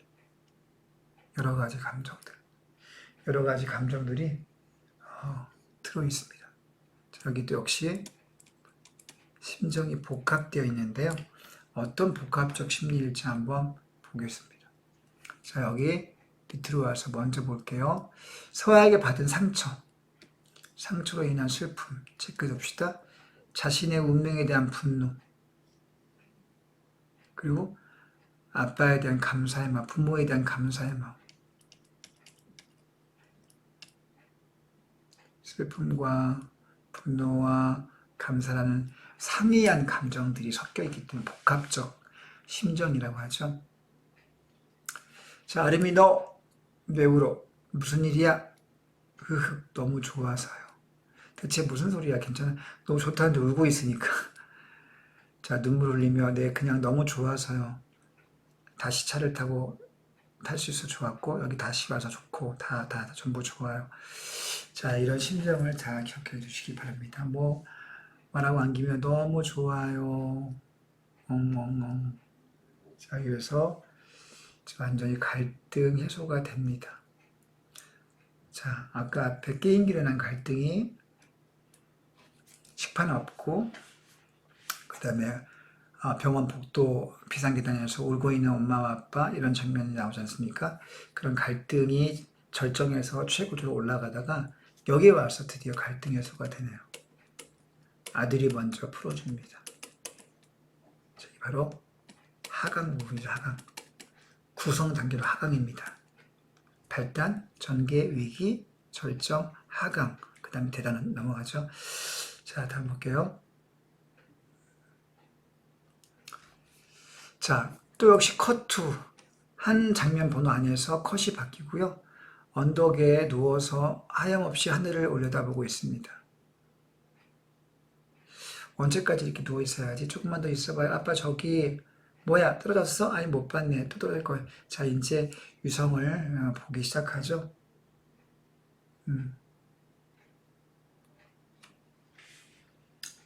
자, 옆에 한번 보겠습니다. 이 장면에서 여기 울음 장면, 울고 있는 이 장면에서 아름이의 연기를 어떻게 연기하면 좋을까? 이게 문제 많이 나옵니다. 자, 울음 장면, 울을 때 어떻게 울까? 마음 깊은 곳에 슬픔과 고통, 마음속 깊은 슬픔과 고통, 통곡, 별표 없이 통곡. 그리고 아버지의 된 그 대수에게는 절망스러운 마음을 숨긴 채, 자, 절망스러운 마음을 숨겨야 돼요. 절망을 숨겨야 돼. 그러면서 좋고 감사하다고 표현해야 됩니다.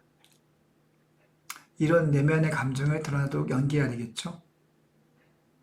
자, 그래서 여러분들, 자, 슬픔과 고통, 그 다음에 통곡 같은 울음, 그리고 그 이후에 아빠한테 고맙다고 말할 때 절망을 숨겨야 됩니다. 절망이 없는 게 아니에요. 그리고 좋고 감사하다고 표현해야 됩니다. 자, 이런 어떤 뭐랄까요, 마음에 정말 천갈래 만갈래 마음이 찢어지는 그런 심리를 깊게 표현해야 되기 때문에 쉬운 일은 아니죠. 자, 체크해 주시고요. 자, 아까 내레이션보다 볼게 내레이션은 어떤 기능입니까? 장면에 나타나지 않으면서 내용 줄거리를 바깥에서 해설합니다. 그러니까 등장인물이 아니고요. 제3자가 되겠죠. 제3자.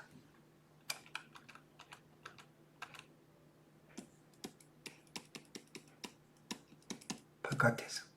자, 다음 페이지로 보면 휙 지나가는 유성. 자, 저기 떨어졌다. 봤어? 우와, 아빠 별똥별 진짜 오랜만에 본다. 그러고 보니까 별은 똥도 별이네. 별은 똥도 별이다. 재밌는 표현이네요. 자, 유머러스한 성격입니다. 아들을 즐겁게 해주려고 지금 굉장히 아재 개그를 펼치고 있네요. 자, 그러면서 웃죠?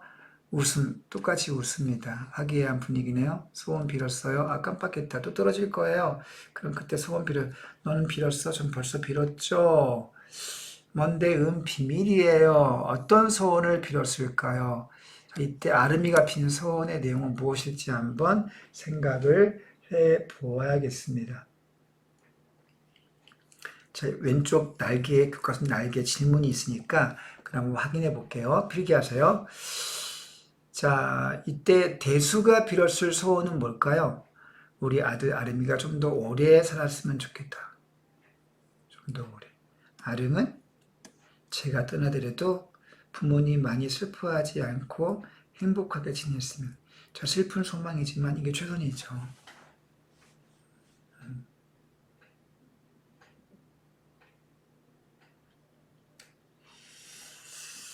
자,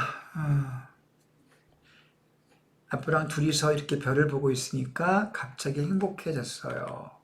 그리고 우리 아빠라는 게 너무 좋아요.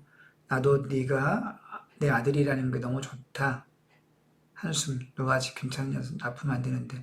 아들을 자랑스럽게 여기고 있고요. 오래 살았으면 하는 그런 마음을 표현하고 있습니다. 사랑하는 마음을 느낄 수 있네요. 자, 우선 여기까지 여러분 왼쪽 날개 부분에 여기 정리된 부분이 있죠? 이거 잠깐 확인하고 넘어갈게요. 자, 장면 59부터 63까지는 갈등이 드러나고요. 해소가 드러나는데, 자, 그 과정을 정리해 보겠습니다. 자, 먼저 서아의 실체를 알고 나서 아르미가 충격을 받죠. 그리고서 자신의 운명에 대한 슬픔과 분노를 과도하게 게임으로 몰두합니다. 자, 이 게임 때문에, 자, 실체를 알고 나서 충격으로, 슬픔으로 게임에 몰두하죠. 분노를 표출하죠. 자, 이걸 부모는 건강을 걱정하기 때문에, 왜냐하면 게임을 오래 하면 시력이 상실되니까 갈등을 겪습니다. 대수가 갈등을 겪죠. 그때 하늘공원에 같이 가게 되면서 아름은 크게 웁니다. 자, 이 울음을 통해서 울분을 충분히 표출합니다. 그러면서 행복한 시간을 보내면서 갈등 해소하는 그런 과정을 지내게 되죠. 여러분들, 자, 이 과정을 굉장히 중요한 부분이니까 잘 체크해 두시기 바랍니다.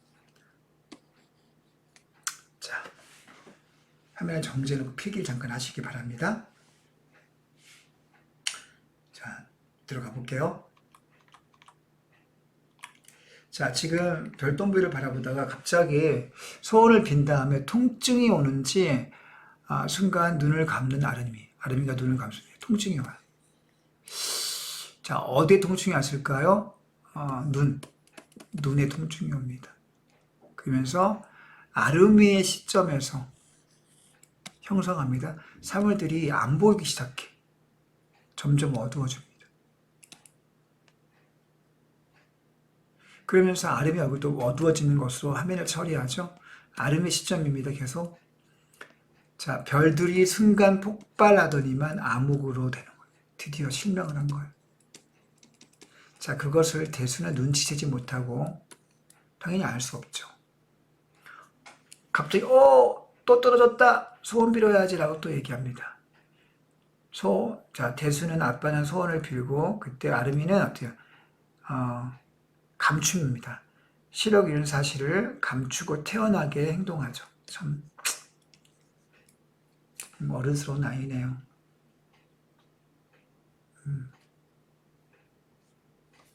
자, 앞에 등장인물 설명이 보겠습니다. 발표하세요. 참을성이 많다. 아름이는 참을성이 많다. 어른스럽다. 이성에 관심이 중요합니다. 이성 관심이 있다. 여리고 섬세하다. 미라, 모성이 강하다. 당당, 긍정적이다. 대수, 욱한다. 아들을 사랑한다. 유머러스하다. 자상하다. 자, 잘 기억이 됩니다. 자, 이제 드디어 마지막 페이지에 도착했습니다. 자, 마지막 페이지 보겠습니다. 자, 갈까? 이제 아빠 무지 배고파. 근데 안색을 살펴고 드디어 눈치를 챘네요. 왜 그래? 몸이 안 좋아? 아빠, 눈이 안 보여. 드디어 이제 사실을 밝히네요. 무슨 소리야? 아무것도 안 보여? 괜찮아, 괜찮아. 이렇게 하면서 이제 아빠의 놀란 목소리가 나오면서, 자, 마지막 내레이션. 아까 뭐라고 그랬죠? 화면 박장 외에서 내용이나 줄거리에 대해서 한 번 더 쓰세요. 해설합니다. 제3자라고 그랬죠? 화면 밖에서 장외에서 뭐에 대해서? 내용이나 줄거리에 대해서 해설하는 겁니다. 반짝이는 밤하늘과 떨어지는 유성 그리고 아빠 얼굴이 내가 이 세상에서 본 마지막 것이. 자, 여기 보니까 내라고 하는 게 이제 아름의 시점으로 되어 있네요. 제3자라고 선생님이 해설했는데 아름의 시점으로 되어 있네요. 마지막 것이 되었다. 자, 끝장면이 끝났습니다. 자, 밑에 정리할 것들을 한번 확인해 보겠습니다. 자, 주요 구성 요소, 인물 설명할 필요 없네요. 그 다음에 제목, 그 다음에 사건. 자, 마지막 뒷부분의 줄거리 보겠습니다. 아름이는 눈이 멀게 되는 등 하루하루 병세가 악화됐고 살 날이 얼마 남지 않았음을 느낀 대수는 가족끼리 남은 시간을 보내고 싶어 퇴원을 합니다. 그러면서 아름이의 소원대로 보신각차의 종소리를 보러 가던 도중에 그 택시 안에서 대수가 미라에게 마지막 인사하고 숨을 거둡니다. 참 가슴 아픈 이야기네요. 자, 이렇게 해서 교과서 본문을 다 살펴보았습니다. 이제 학습 활동을 살펴보겠습니다. 다음 첫 번째 문제는 별로 어려운 게 아닙니다. 그러나 여러분들 간단히 확인을 하긴 되겠습니다. 장면 16에서부터 볼게요. 읽게 된다. 시선을 불편하죠. 창피해하죠. 그 다음에 서아의 우편을 받고서 가슴이 뛰고 설레죠. 자, 그 다음 볼게요. 그 다음에 서아가 보낸 사진을 보면서 손을 포개죠. 공감과 그리움을 느끼죠. 정체를 알고 게임에 몰두하죠. 갈등을 일으킵니다. 자, 배신감, 자, 분노, 이런 것들이 표출되죠. 배신감과 분노. 서아에 대해서는 배신감, 자신에 대해서는 분노. 자, 그 다음에 3번, 같이 별등부를 보죠. 자, 응어리를 풉니다. 행복감을 느낍니다. 중요하네요. 자, 가슴 아프지만 행복감을 느끼는 건 사실이에요. 여러분, 당장 죽어가는 사람도 행복감을 느낄 수 있습니다. 여러분, 그걸 이해하셔야 돼요. 마지막 행복감 겪게 두시고, 자, 그 다음에 갈래의 특징 다음 문제 보겠습니다. 극갈래의 특징을 다음을 통해서 알아보자. 대사나 행동.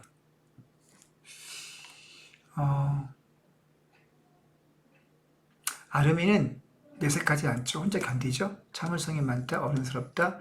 서아의 편지 받는다. 이성 친구에게 호기심을 느낀다. 순수하다. 그 다음에 살고 싶을 때 나열하다. 감수성이 풍부하다. 따뜻한 시선을 갖고 있다. 자, 이런 성격을 겪게 됩니다. 그 다음 미라. 당당하게 걸어. 아름을 부끄러워하지 않죠. 당당 긍정적입니다. 그래서 게임기 때문에 다투죠. 흐느낍니다. 욱하지만 아들 사랑한다. 자, 별 바라보면서 야, 별은 똥을 싸면 별이 되네? 뭐 이런 거 유머로서 그런 얘기 나오죠. 자, 다음 주요 갈등과 갈등 해소의 계기가 무엇인지 살펴보겠습니다. 주요 갈등은 서아의 실체를 알고 나서 충격받은 다음에 게임에 열중하면서 드러나죠. 그 대수와 주로 갈등합니다. 이후에 아름은 하늘공원에서 울음을 통해서 해소하다. 울을 통한 갈등에 해소. 그러면서 행복한 시간을 보내면서 울고 행복한 시간을 보내면서 갈등 해소가 됩니다. 해소의 계기. 하늘공원에 가서 울고 드물고 행복한 시간을 보내면서 해소한다.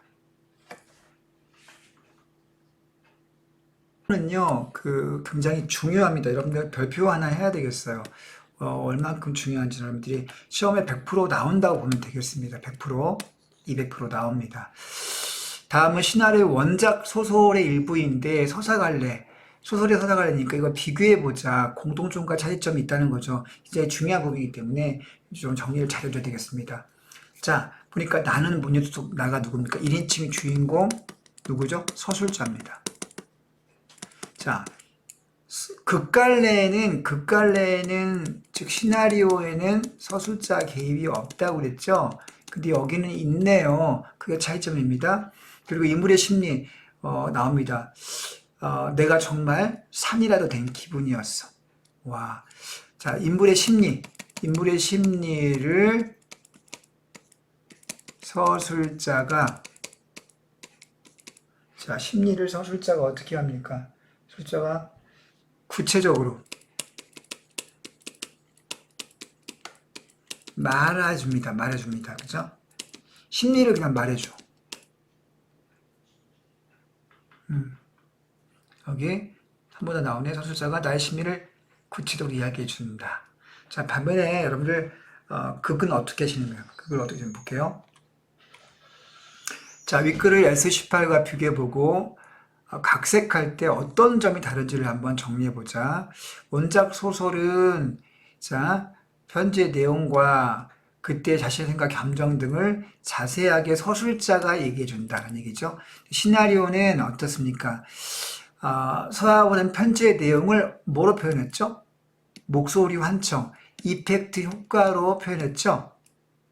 그 다음에 아름의 모습을 어떻게 장면으로 직접 보여줍니다. 그렇죠? 자, 그런 차이를 비교해 볼 수 있는데요. 자, 이것을 한번 정리해 봤을 때 어떤 공통점이 뭐고 차이점이 뭔지를 정리해 보자 이런 얘기네요. 자, 공통점은 자, 어떤 공통점입니까? 사건 중심의 전개라는 점에서 공통점이 있고요. 소사 관련 서술자가 있고, 자, 극관리는 등장인물의 대사, 행동을 통해서 관객에게 직접 보여준다. 중간에 등장인물 등을 직접 보여준다. 발표합시다. 서술자가 없다. 공통점은 사건 중심이다. 자, 차이점은 극관리는 서술자가 없고 등장인물 대사 행동을 통해 직접 보여주고 서사 관련 서술자를 통해서 사건을 전달한다. 그런 차이점이 있다는 거 기억해 둡시다. 작품의 구성 요소가 무엇인지를 살펴보는 문제입니다. 주제를 묻고 있네요. 자, 주제는 사랑의 의미와 인생의 아름다움, 그 다음에 가족 간의 사랑과 삶의 소중함. 아름을 통해서는 짧은 어린 아이지만 그 짧은 시간에 그 사화의 같은 그 교제를 통해서 사랑의 의미에 대해서, 인생의 의미에 대해서 생각해 보게 되죠. 그리고 가족의 사랑에 대해서도 자, 주제가 되겠습니다. 자, 그 다음에 한번 보세요. 인물, 제목, 장면, 표현 방법, 이것도 연결되어 있습니다. 선천성 조로충의 인물을 주인공으로. 그죠? 그 다음 제목. 그 다음 제목을 통해서는 어때? 두근두근 내 인생, 메일을 주고받으면서, 그죠? 서화가 사실은 가공의 허구적 인물이었다. 그게 중심 사건입니다. 그죠? 서화가 가짜였어. 그게 중심 사건이죠. 자, 그리고 한 공원에서 아름이 아빠에게 안겨 울음을 들으면서 소원을 비는 장면이 나옵니다. 자, 이것을 어떻게 표현합니까? 몽타주, 뭐 이런 것들 몽타주로 표현하죠. 자, 아무튼 이런 것들 다 엮여 있다는 겁니다. 자, 다음 거 볼게요. 자, 이런 것들 가운데 주제와 관련해서 특히 중요하다고 생각하는 게 뭐가 있을까요? 자, 예컨대 장면 52가 주제를 드러내는 데 적합하다고 생각할 수 있겠죠. 왜냐하면 장면 50에 보면 그 몽타주 이미지, 살고 싶어지는 때가 언제냐, 뭐 하늘 볼 때, 뭐 어린아이 뛰어노는 거 볼 때, 엄마와 백엔잇을 같이 냄새 맡을 때, 등등등 이런 것들을 통해서 그 몽타주 장면 속에서 어떤 삶의 의미라는 주제가 잘 드러난다 하고 볼 수 있죠. 자, 또한 그 어떤 장면? 하늘공원에서 대수와 함께 별똥공에 소원을 비는 장면이 나옵니다. 자, 이것은 가족의 소중함이라는 주제, 별똥별 장면에서 가족의 소중함이라는 주제를 드러낼 수 있다. 이런 얘기죠. 자, 마지막에 한 번 더 극과 내용과 특징. 자, 중요하면 한 번 더 확인해 볼게요. 종합예술. 와, 종합예술. 발표합시다. 종합예술 대본이다. 사건 중심이다. 현재형이다. 갈등 해결 과정이 있다. 그 다음에 소설자가 없다. 등장인물과 대사행동이 주된 요소이다. 이런 것들을 가지고 있습니다. 자, 이제 설명을 끝내야 되겠습니다. 좀 오래 시간이 걸렸죠. 여러분들 정리 잘 하시고 항상 교과서가 기본입니다. 선생님이 압축본으로 설명하지 않고 이렇게 자세히 장황하게 힘들게 설명하는 이유는요. 역시 교과서의 본문을 잘 정리하고 학습활동을 정리하는 것이 시험을 잘 보는 비결이라고 선생님 강조하고 싶습니다. 여러분들 화이팅 하시고요. 열심히 정리해서 좋은 성과 있기를 응원합니다. 여러분 화이팅! 안녕!